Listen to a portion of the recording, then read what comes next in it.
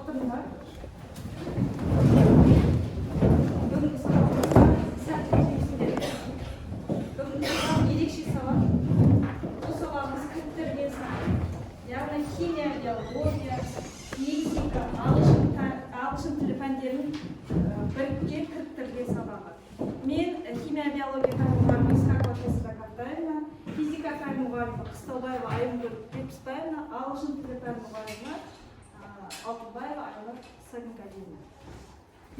Кеше сабағымызды бастайық. Сабағымыздың тақырыбы, бұл ерекше тақырып, балалар. Өздерің осы жақында пиза тапсырдыңдар, иә? Үлкен халықаралық тест тапсырдыңдар. Сол пиза несінде тапсырмасында үнемі парниктік эффект пен қышқыл жаңбырлар туралы тапсырмалар өте көп болды. Сол үшін осы ерекше бір тақырыпты алға жайымыз.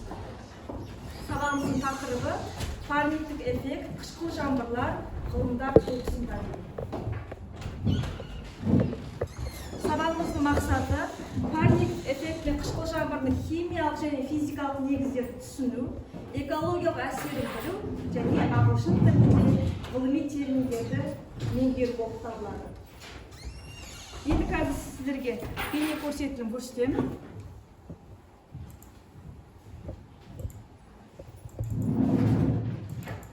Сол бейне көрсетілімге назар аударайық. Қышқыл жаңбыр.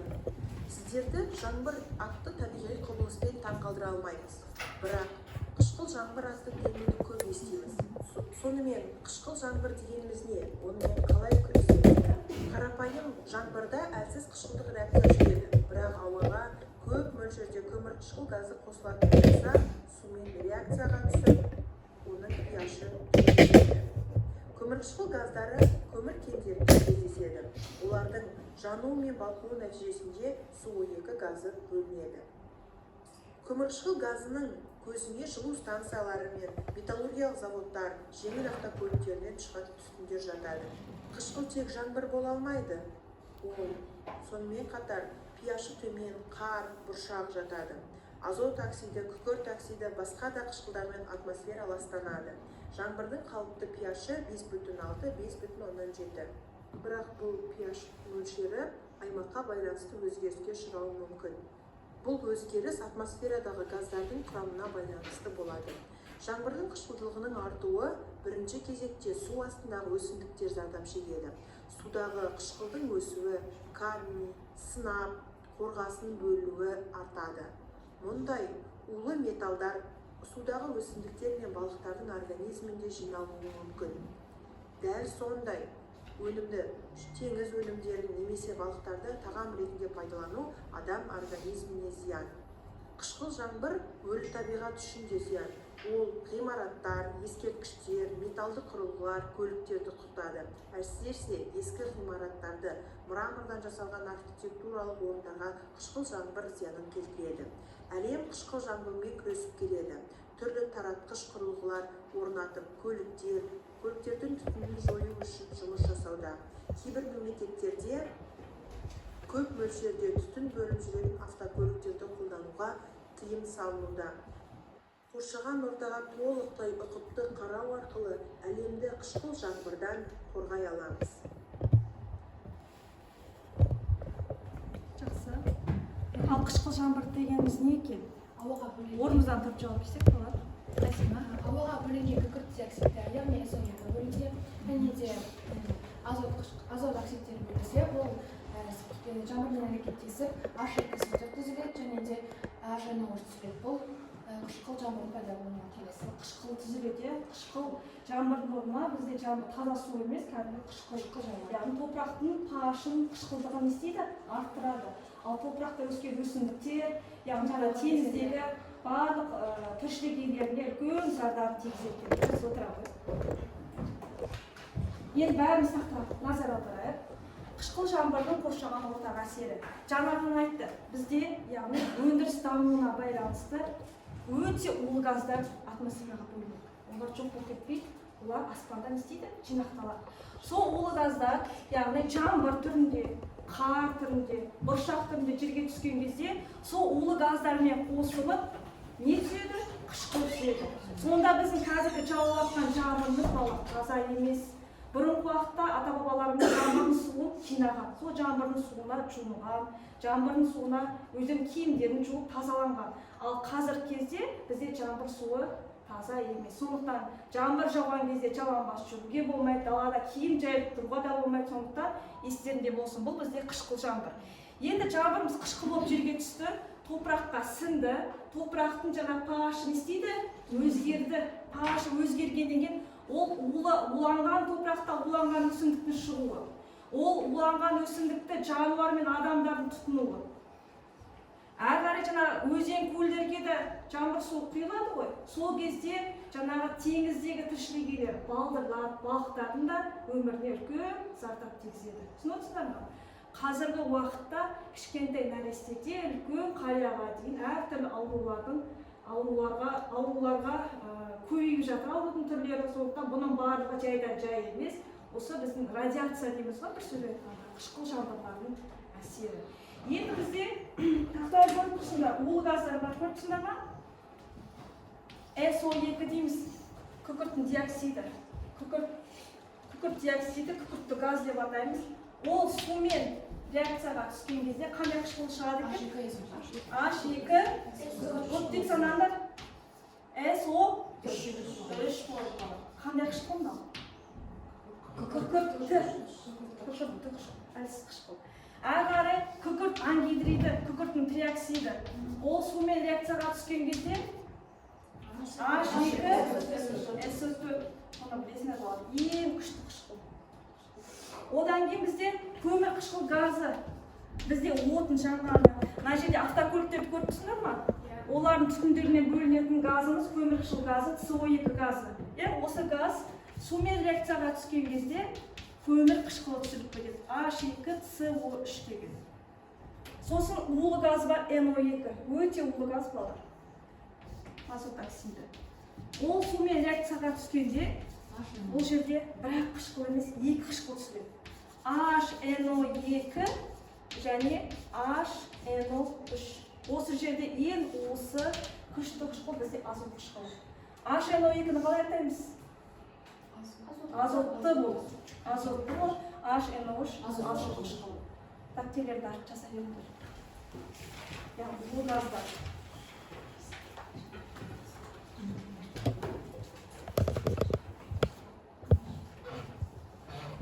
Сонда ойлаңдар, жаңбырымыз бізде қышқыл. Соныстар ма? Қазір қарап отырсақ, мысалы, жылына бір рет үйдің сыртын сылаймыз ғой. Бір өтпей үгітіліп атады. Әртүрлі неше түрлі ғимараттардың барлығы үгітіліп атады. Оның барлығы осы қышқыл жаңбырдың есебінен болады. Түсінікті ме? Үгітілу процесі. Егер ол таза су болса, ондай жағдайға душар болмас еді, иә?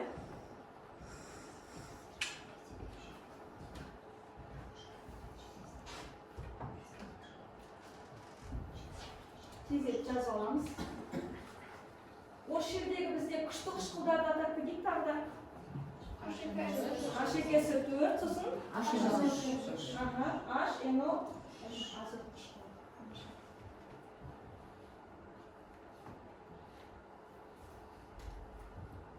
Осында бәріміз тағы тақтаға назар аударайық. Мына жерде не көріп тұрмыз? Парниктік газдар, қайсына көрсетер? Парниктік газдар дегеніміз не? Қайсына айтады? Ауада жылып сақтайтын газдар, яғни ауаға өте қалай бізге күн сәулесі түседі ғой. Ол күн сәулесін парниктік газдар қызыл радио өсімділігіне қайтарады, ал қалған газдар болса ауада қалады. Яғни бұл парниктік газдар ауада жақсы. Парниктік эффект дейміз де, парниктік газдар жер атмосферасында жылуды сақтайтын газдар. Ол газдар қандай газдар? Метан жатады, CH4 және су болу дейміз. Енді метан туралы не білеміз? Метан деген қандай газ? Шахтерлердің қашшауы, яғни ол шахтада көмірді шахталық әдіспен өндірген кезде бөлінетін газ. Және ірі қара мал, әсіресе сиыр малды асыраған кезде олар не бөледі екен? Метан газын бөледі екен, иә? Жақсы. Енді бұл газдар жоқ болып кетпейді ғой жаңағы. Түсінікті ме? Бұлар ғаламдық жылынуға келеді. Глобальное потепление дейміз ғой. Яғни теңіздің деңгейі көтерілуі. Мәңгі мұз басып жатқан бізде материк қандай материк?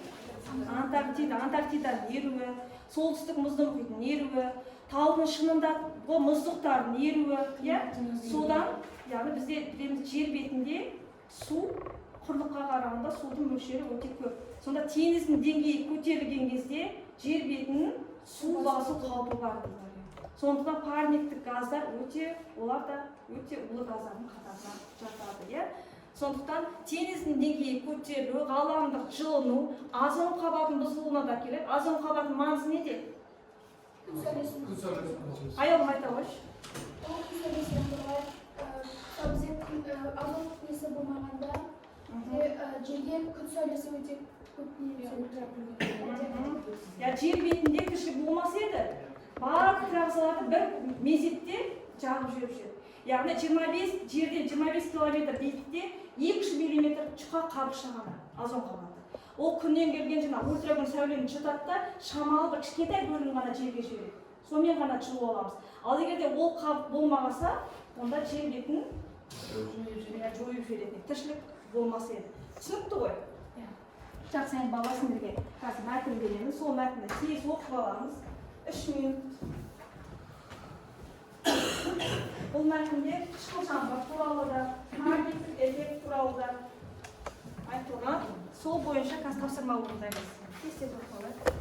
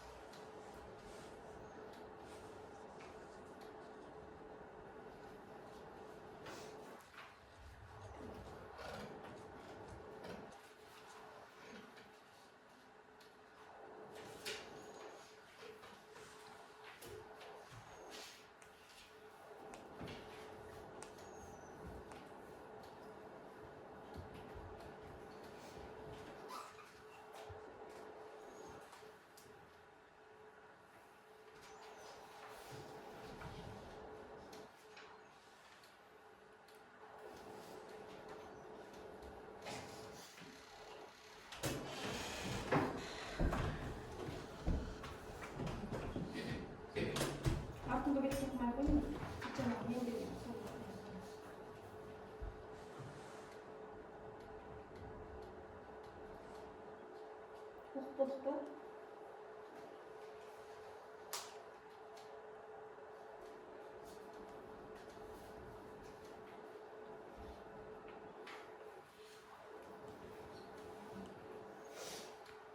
Осыны бастағым көтерді. Жақсы. Сендердің алдарында жасыл жапырақтар бар, сары жапырақ бар, көк жапырақ бар. Жапырақта қандай пигменттер бар? Хлоропласттар, хромопласттар, лейкопласттар деген пигменттер. Яғни қазір химиядан алған мен тапсырмамда жақсы жауап берген оқушыларға осы жасыл жапырақтан алады. Одан кейін физика пәнінен жақсы жауап берген оқушылар сары жапырақтан алады. Ал ағылшын тілінен жақсы жауап берген балалар қызғылт жапырақтан алады. Сонда сабақтың соңында осы 3 пән бойынша алған білімдерін жинақталып толық бағалансын. Жақсы. Онда келесі тапсырмаға назар аударайық. Сәйкестендіру тапсырмасы, балалар, бұл тапсырма жеңіл тапсырма, сондықтан қолымызды көтеріп қана жауап береміз. Терминдар бар. Термин деген енді бізде газдарымыз, сосын кейін жанында анықтамалар. Соны сәйкестендіруіміз керек. Бір-бірден. Аяулым айта ғой. Сағыштыр, шақтыларын қашшауы. Тамаша. Жарайсың. Әрі қарай. Ашыңқай соты қышқыл жаңбырдың негізі. Жақсы. Қышқыл жаңбыр негізі болатын, иә? Сосын? Біріншіден келген сәтте, Ашыңқай соты. Слоик жаһандық жылынуға келетін. Слоик, көмір қышқыл газы жаһандық жылынуға келетін. Дұрыс айтады. Сосын жаңағы кім Әділбектікі кішкене қате болып кетті. Иә, Айсана. атмосферада SO2 атмосферада. Аха. SO2 қышқыл жаңбырдың негізгі себебі осы ғой. Жаңа реакциясында жаздық қой. Қышқыл жаңбырдың негізгі себебі. Енді бізде H2SO4 күкірт қышқыл қалды. SO2 мен су. Міне H2SO4-дің әлде SO3 әлде өзім қателесіп кеткем ештеңе. Жақсы, ары қарай кеттік. Бұл жерде сендерде мәтінде берілді және адам ағзасына кері әсері, тыныс алу жолдарына кері әсері, улы газдар бар, жанында анықтамалары бар. Айсана. Сол газы қандай болды деген тасымалдау процесін бұзады. Тамаша. Жарайсың. Ажар. SO2 жөтелмен бұрықтың түйірілген зат астма ауруы бар адамдар. SO2 яғни астма ауруы бар. Жақсы, тағы. SO2 тыныс алу жолдарын тізіркендіріп, өкпе мен бронх қабынуын тудырады. Тағы біреу қалды, иә? SO2 тыныс шығарғанда бөлінетін газ. Тыныс шығарғанда бөлінетін газ. Тамаша. Сіздер тарата берсеңіздер, ол жауап берген оқушыларға. Келесі қышқыл шалғындар. Назым оқыш мәтін. Көрініп тұр ма? Тұрып оқысам көрінбесе. Төмендегі берілген Даусын шығара ғой. Төмендегі берілген суреттерде кариатидами деп аталатын Афинадағы Акрополда 2500 жыл бұрын тұрғызылған мүсіндер келтірілген. Бұл мүсіндер мрамор деп аталатын тау жынысынан сипатталған. Мрамор карбонат пен кальцийдан тұратын 1890 жылы мүсіндердің түпнұсқасы Акрополдың музейіне ауыстырылып, ал оның орнына көшірмесі тұрғызылды. Енді балалар сұрақ. Бірінші сұрақ, мүсіндер түпнұсқасын неге көшірмесімен айырбастырады дейді. Аяулым. Қышқыл жаңбырдың әсерінен бұл мүсіндер далада тұрған судан еріп өзінесін жоғалтты. Тамаша. Үгітілгеннен кейін оригинал ғой, оригиналды музейге апарып, оның орнына тура сондай көшірмесін жасаған. Жақсы сақтап қалу мақсатында. Екінші сұрақ. Енді осы мәтіннен бір сұрақ қойшы. Мыналардың формуласы. Кальций су. Тамаша, кальций су. Ненің формуласы тағы? Мәрмәр. Әктар, сосын бор. Тамаша. Енді екінші тапсырма мрамор мен күкірт қышқылында реакция тіндеуін жазыңдар. Тақтаға көз шығарып. Тез енді. Ал, ерасы шаға ғой. Әжі тақтаға жаза бер. Мрамор мен күкірт қышқыл. Формуласын білсек, ешқандай қиын емес, иә? Ұялмауымыз керек. Оттегін үлкейт. Ол да көміртетін боймен біледі.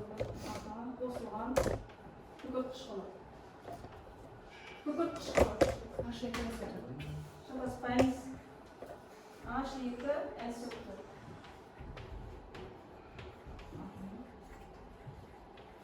Астына жаза беремін.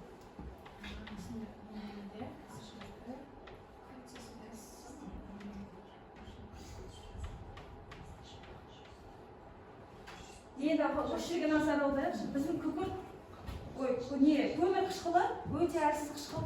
Не нәрсеге тарап кетеді? SO2 мен H2 бар. Сондықтан көмір қышқылын бірден H2 қосылған SO2 деп жаз. Біз білеміз, ол өте қышқылдардың ішінде әлсіз қышқыл. Сол себептен ыдырап кетеді. SO2 газын бекісін қоямыз мүмкіндігі. SO2, жақсы. Енді реакция типінің қай типіне жатады? Алмасу, бір-бірімен алмасып тұр. Реактивтер теңесіп тұр ма? Сана. Оттек санаш. Үшеу. Жетеу. Төртеу. Жақсы. Жасыл жарық бере қойыңыз. Ерасыға. Енді жеңіл есептеп алар. Бірінші тапсырма. Бірінші есеп. Бір автокөлік 100 км жол жүргенде орта есеппен 2,3 кг SO2, яғни көмір қышқыл газын шығарады. Егер адам жылына дейді 12.000 км жол жүрсе, қанша SO2-ні ауаға шығарады? Логикаға байланысты. 100 км-ге назар аудар. Тамаша. Оны 2-3 километр. Жақсы, сонда қанша шығады? Тез есептеңдер. Әділбек дұрыс айтып отыр. Есепте тез. 276 килограммды, яғни СО2-ні ауаға шығарады екен. Тамаша, Әділбек, жарайсың. Келесі, қышқыл жаңбыр салдарынан бір аймақтағы көлдің 25% бет аумағында тіршілік иелері жойылды дейді. Егер көлдің жалпы аумағы 4 мың метр квадрат болса, қанша метр квадрат аумақ зардап шекті? Қалай есептеді? 4 мыңда 0,25, 25%. Жақсы, бере қойыңыз. 1000 метр квадрат, тамаша. Келесі, қышқыл жаңбыр түскен жердегі ағаштардың өсу қарқыны 20%-ға төмендеді. Егер бір ағаш дейді қалып жағдайына жылына 150 сантиметр өссе дейді, қышқыл жаңбыр түскен соң қанша сантиметр өседі? 20. Қалай есептеп айта ғой? 20% жаңбыр. 5-ке бөлді. Сосын 30 шықты. Сосын 30 шықса 150 деді? 30 да 30 сантиметрге азайған, не? Қышқыл жаңбыр есебі. Тамаша әділбек. Келесі мен әріптесім физика пәні мұғалімі деді. Енді жаңағы парниктік эффекті физикалық тұрғыдан қарастырайық. Яғни физикалық тұрғыдан оны қалай түсіндіреміз. Енді күн сәулесі, яғни парниктік эффект, ол бізде жылу алмасу. Енді күн бар, күн сәулесі түседі, жерге күн сәулесі түсті, жер ол сәулені қабылдайды, жер қызады. Жер қызады, қызғаннан кейін ауаға инфрақызыл сәулені шығарады. Яғни мына кезде қысқа толқынды сәуле түссе, шыққан кезде, мына кезде ол ұзын толқынды сәуле, инфрақызыл. Енді мына кезде жаңағы парниктік газдар анау жылуды неге ғарышқа шығармайды, яғни мынау кете алмайды ары қарай. Мына кезде қалып қойды да, қайтадан жерге түседі, жерді қайтадан қыздырады. Сондықтан жердің температурасы ұлғаяды, көбейеді. Осы бізде парниктік эффект. Яғни жылу алмасу, күн сәулесі түседі, сол жылу осы жер бетінде қалып қояды. Енді тапсырма, мәтінді оқимыз. Парниктік эффект бұл атмосферадағы кейбір газдардың, мысалы көмір, қышқыл газы мен су буы жерден шыққан жылулық сәулеленуді ұстап қалу процесі. Бұл эффект болмаса, планетаның орташа температурасы қазіргі 15 градус орнынан шамасымен -18 градус болар еді. Сұрақ, парниктік эффект болмаған жағдайда жердің температурасы қандай болар еді? Енді жауап береміз. -18 градус. Келесі. Енді жаңа айттық қой, жылу бөлінеді, сол жылу бөлінгенде енді формуламен түсіндіреді. Бұны біз 9-шы сыныпта өткенбіз, жылулық сәулену кезінде Стефан Больцман заңымен өрнектеледі. Енді Стефан Больцман заңы айтады, жылу бөлінген кезде мынау жылу мөлшері P. Біз оны Q деп белгілегенбіз, бірақ қазір P. Сол деген температураның 4-ші дәрежесіне тәуелді дейді. Яғни температураны 4 дәрежесіне қоямыз. Мынау Стефан Больцман тұрақтысы, ол деген тұрақты сан, есепте осы тұрақтыны аламыз. Енді мынауымыз бізде абсолютті температура. Абсолютті температура, яғни Цельсий градусын Кельвин градусына айналдырамыз. Енді жаңағы болған есепте осының жылу мөлшерін шығарып көрейік, яғни нақты санмен шығарып көрейік, қанша жылу бөлінеді екен. Бізге екі температура беріліп тұр, -18 градус және +15. Жаңағы формула болды P тең сигма T4 дәрежесінде. Осыны екі рет санаймыз, өйткені бізде екі температура. Осыны шығарып көрейік. Сигма тұрақты 5,67 көбейтеміз оның -8 дәрежесі. Енді температураны санаймыз.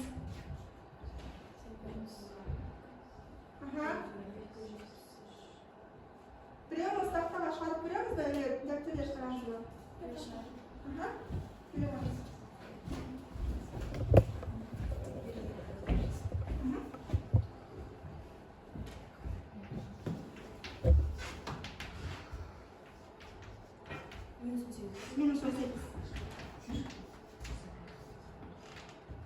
төртіншісі плюс 15.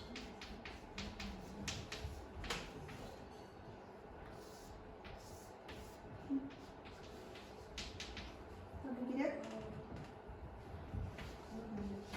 Ага, қойдық.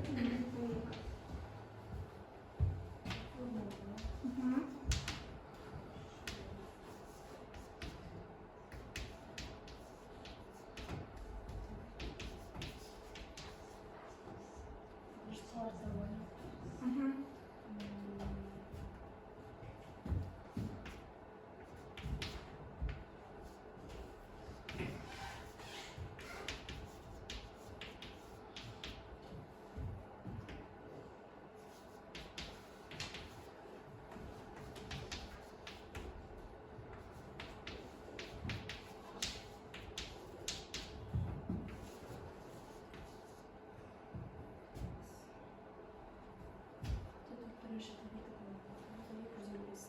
Мгм.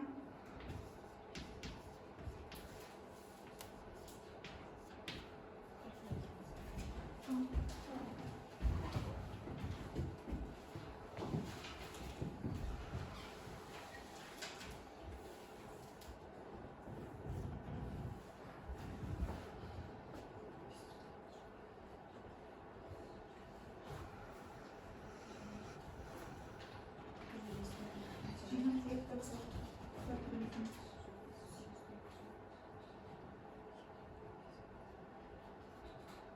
Нагизе формула разновесных сигналов вместе.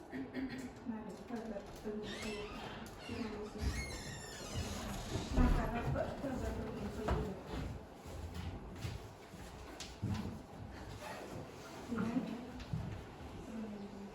Ага, сигнал вместе.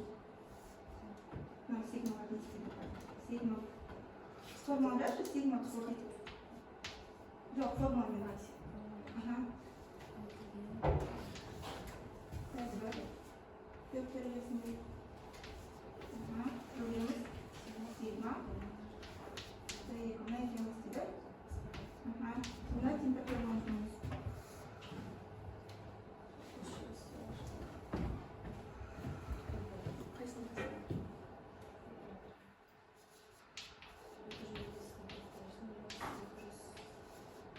Ага, вектор ясный.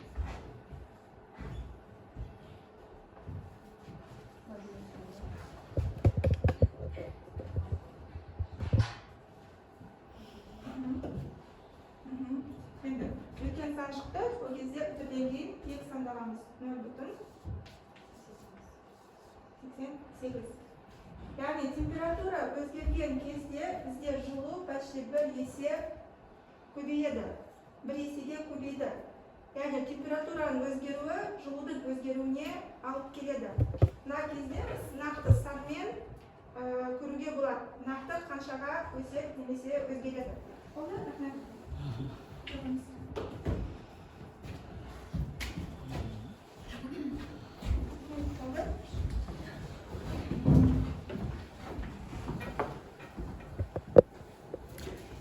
Good morning, students. As you know, you are studying greenhouse effect, and now I would like you to learn some new vocabulary, okay? And we will use Quizlet app. Okay. Now, if you know these words, please translate them. Greenhouse effect. Okay, right.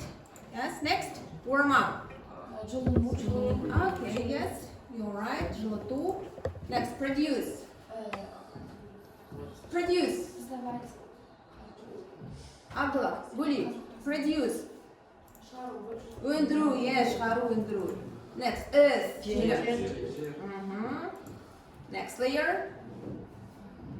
Layer. What's a layer? Yes, қабат. Absorb. To absorb. In Kazakh, in Russian, jutу, сіңіру. Next, maintain the temperature. Температураны сақтау. Carbon dioxide, you know. Yes. Next, capacity, you know. сыйымдылык. Next, increase. To increase. Өсу. Right. Next, abandoned. Do you know?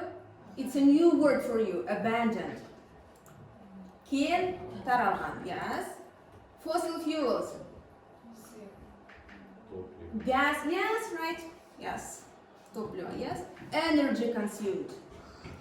Energy consumed. Не істеу? Қандай энергия? Тұтынған. Yes. Factory. Завод. Yes. Okay. Next, emission. Do you know? Шығу. Yes. Газдар. Не істейді? Заводтар. Yes. Шығады. Emission. Polluted. Polluted air. Polluted water. Okay. In Kazakh. Ластанған. Wildfires. Қандай өрттер? Wild. Дала. Yes. То есть орман өрттері. Yeah. Recycling. To recycle. Қайттан өңдеу. Okay. Renewable energy. Renewable. Okay, right. Reduce plastic waste. Не істеу? To reduce. No, to reduce. To decrease. Okay, right. Plastic қалдықтарын азайту. Okay, now. Now, you have learned some new words, and now let's play a game. Okay? Your task is to find 10 words that you have learned right now. Okay, if you see them, please come here and select them. Abdullah, please. But on the computer. This doesn't work. Be quickly. Okay. What is Earth? Okay. Translate Earth. Right. Next. Ashar. Show it, and I will select. Show on the board. Where is it? Traffic. Right. Okay. Traffic. Translate. Next. Axel, please. Where is the word? Be quick. Where is it? This one? Right. Asana.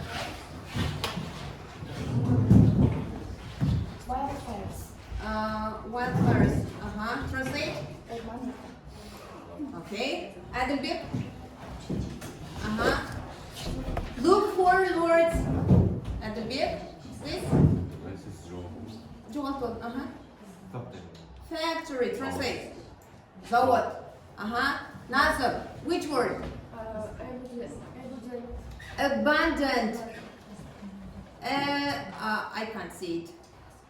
Help me. Factory. Abundant. Thank you. Azalia. Absorb. Yes. Right. Absorb. What is absorb? Okay. Guli. Produce. You're right. You have 2 words, polluted and recycling. Find. Be quick. Polluted. Double L. Can you see? This one. Polluted and? Recycling. I can't see factory. Yes. I can see. Recycling. Okay, great. You found the right solution. Now, having learned words, I would like you to watch a video, Greenhouse. Okay, it's a short video, but watch it carefully because after watching, you will play a game. Okay, like a millionaire.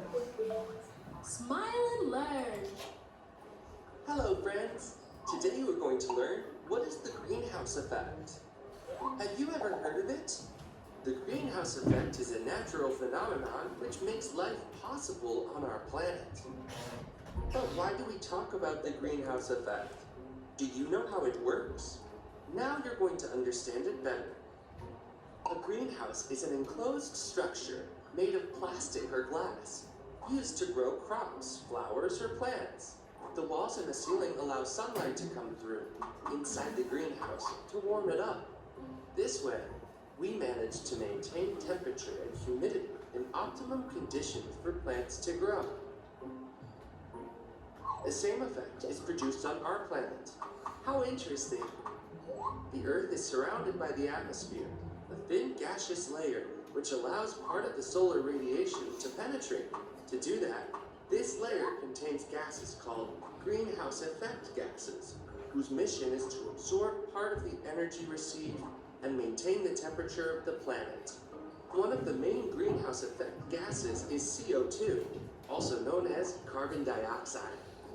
Over the past centuries, gases like CO2 in the atmosphere became more abundant. For this reason, its capacity to retain solar radiation has increased, resulting in the rising of the planet's temperature, same as in the greenhouse.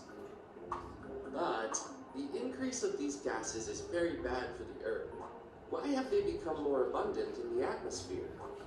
With the Industrial Revolution, CO2 emissions started to rise owing to the use of fossil fuels like coal or oil. Nowadays, traffic in the cities, cars, or airplanes produce great amounts of CO2 emissions. Wow, look at all that smoke in the sky. Similarly, a great part of the energy we consume is generated by using fossil fuels. Every time you leave the lights on or any electronic device, you're sending more CO2 to the atmosphere. Factories are another source of CO2 emissions. To produce plastic, for example, we use fossil fuels and we need a large amount of electrical energy to do so. Did you know that the textile industry is highly pollutant? Intensive farming is also responsible for greenhouse effect gas emissions. Wildfires emit large amounts of CO2 in the atmosphere. As a consequence of the greenhouse effect and the rise in global temperature, the Earth is changing. For this reason, water shortage, desertification, the disappearing of lakes, even sea level rise are becoming more and more common. Worse consequences are predicted in the future if we don't take measures urgently. Currently, there are some viable solutions at hand like recycling, using renewable energies, electric transportation, or reducing plastic waste. Would you like to find out more? We tell you all about them in our video Climate Change. We're counting on you. Remember, it's in your hands to look after the planet. Want to join us in our mission? Okay, guys. Now, let's play a game. Play a millionaire game. So you have to answer the questions according to the video. Okay? I will check if you watch it carefully. So the first question for $500. What effect? Okay, please read, Abdullah. What effect is increasing of CO2 gas on Earth? Yes. What effect? Is it okay? Is it bad, amazing, or good? Bad. Bad. Okay. Let's check. Yes, you're right. Bad effect. Next, 100. Yes, or 1,000 question. Quiz, Guli. Do you know any kinds of solution? Any kinds of solution? What kinds of solution? Recycling. Recycling. Okay, let's check. Yes, you are right. Recycling. Қайта өңдеу. Yes. 5,000 question. Who wants? Ashar, please. Name types of fossil fuels. What types of fossil fuels? Do you know what is fossil fuel? Translate. You know, fossil fuels. Айтамын білетін. No. You said. Adilbek, you said. Topливо, yeah? Отында. Which one? A? Now you're wrong. D. Coal, көмір, gas, oil, мұнай. Fossil fuels. Next, 50,000 question. Ahmed, please. Why have gas become more abundant in the atmosphere? Yes, why have gas? Because more abundant. Кең таралған. Не үшін? Reason. It's from the video. B. Who said? Farhad. Industrial revolution, intensive farming, traffic, and factories. Yes, you are right. Next, 250. Yes. What is the result? What is the result of the rising temperature? Yes, result of rising temperature. Water shortage. Okay. Desertification. Disappear Of flakes, seeds. Okay, so nice, right? And the last one, who wants? Yerasul, please. Can you remember the last Phrase. in the video? Yes, it's a challenging question. The last phrase. A? Farhad. You think it's way A? Hand to look after the planet. Translate into Kazakh.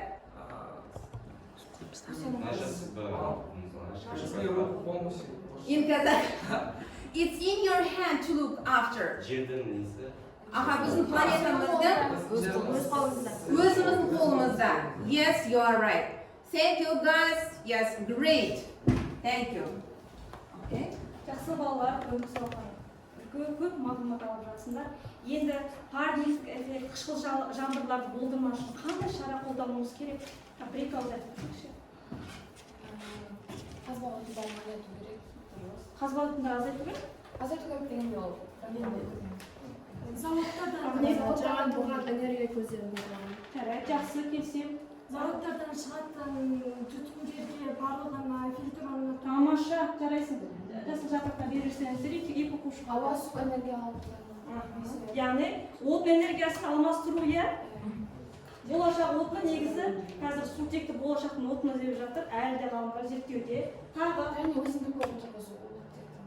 Өсімдік көп отырғызу. дұрыс, жасыл желектерді көп отырғызу керек. Қазір біз адамдарға экологиялық сауаттылықты көп меңгеруіміз керек. Өзіміз экологиялық сауатты болуымыз керек. Отырған жерімізде, айналамызда өте таза ұстауымыз керек. Егер өзімізге таза ауа, дені сау ұрпақ болу үшін айналамызды таза ұстап, табиғатты қорғауымыз керек. Жақсы балалар, бүгінгі сабағымызда сендерге не нәрсе қиындық туындатты? Сабағымыз ұнады ма? Қандай мағлұмат алдыңыздар? Енді бұл жерде оттегі тыныс алуға қажетті ең маңызды газ. Жақсы түсіндіңіздер. СО2 газы орташа. Ал мына жерде өздері бақып көріп тұрсыңдар. Ол газ түсінбейді ме? Ал кәдімгі прикол сөз. Бүгінгі сабақ бойынша ұнады ма? Қай жері ма? Қандай тапсырма қиындық тудырды деген сияқты. Кәдімгі бірінші қатардан бір оқушы шығып айтсыншы. Абнет айтамыз. Бүгінгі сабақ бізге өте ұнады. Бүгінгі сабақта біздің білгендеріміз өте мол. Жалпы парниктік эффект қалай болады, қандай газдардан бөлінеді, соның барлығын жақсы меңгердік. Жақсы, тамаша. Екінші қатардан бір оқушы. Үшінші қатардан. Парниктік эффекті үш пәндеден бір кеңінен Балалар, еңселердің алдарында үш пәннен жинаған жапырақтарың бар. Өздерің біліп отырғаншасыңдар. Қай пәннен деңгейлерің қандай екен? Көрдіңіздер ма? Қазір сол бойынша қанша жапырақ кім алды, сол бойынша бағалаймыз. Бүгінгі сабаққа қатысқандарыңызға көп рахмет. Сау болыңыздар.